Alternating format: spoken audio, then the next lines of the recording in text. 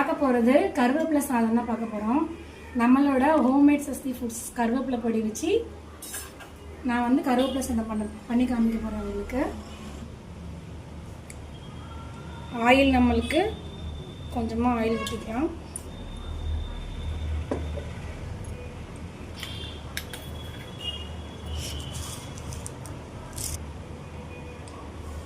கடுகு உளுந்து கருவேப்பிலை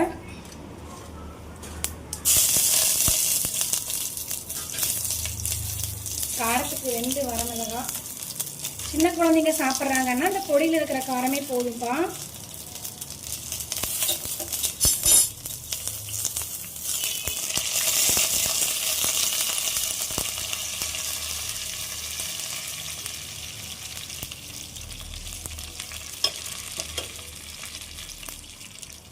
இப்போ நம்ம வேர்க்கடலையும் முந்திரியும் கொஞ்சமாக டேஸ்ட்டுக்காக, ஏன்னா அப்போ தான் குழந்தைங்க சாப்பிடுவாங்க.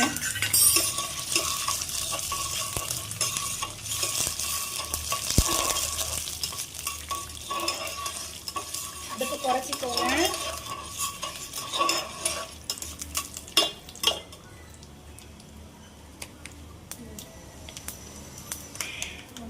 இப்போ நம்ம கருவேப்பிலை பொடி நம்ம வந்து எவ்வளோ போட போகிறோம் அப்படின்னா போட்டுக்க போகிறோம். கொஞ்சம் காரம் அதிகமாக இருக்கிறவங்க நம்ம கொஞ்சம் 1 ஸ்பூன் கூட சேர்த்து போட்டுக்கலாம். நான் 3 ஸ்பூன் போட்டிருக்கேன்.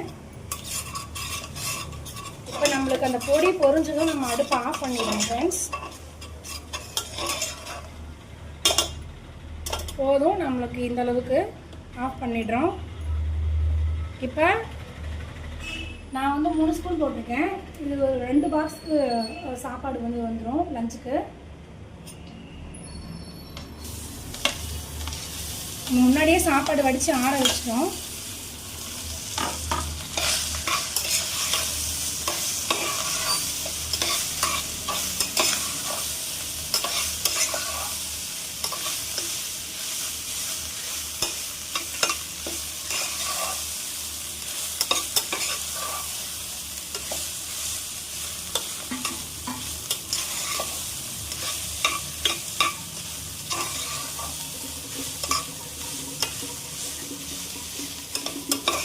அவ்வளோதான் ஃப்ரெண்ட்ஸ்.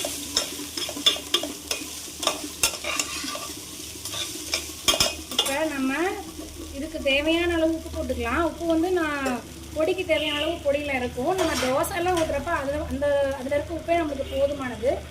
ஆனால் சாதத்துக்கு பத்தாது, ஆனால் நம்ம கொஞ்சமாக போட்டுக்கலாம்.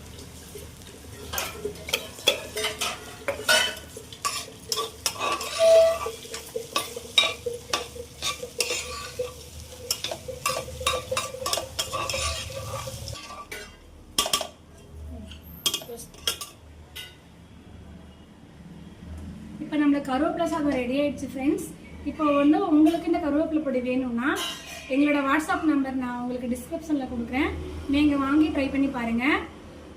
அப்புறம் இந்த கருவேப்பிலை பொடி நம்ம தோசைக்கும் போட்டு சாப்பிட்லாம் ஃப்ரெண்ட்ஸ். அவ்வளோ சூப்பராக இருக்கும் ஃப்ரெண்ட்ஸ். பாய் ஃப்ரெண்ட்ஸ், நெக்ஸ்ட் வீடியோவில் பார்க்கலாம்.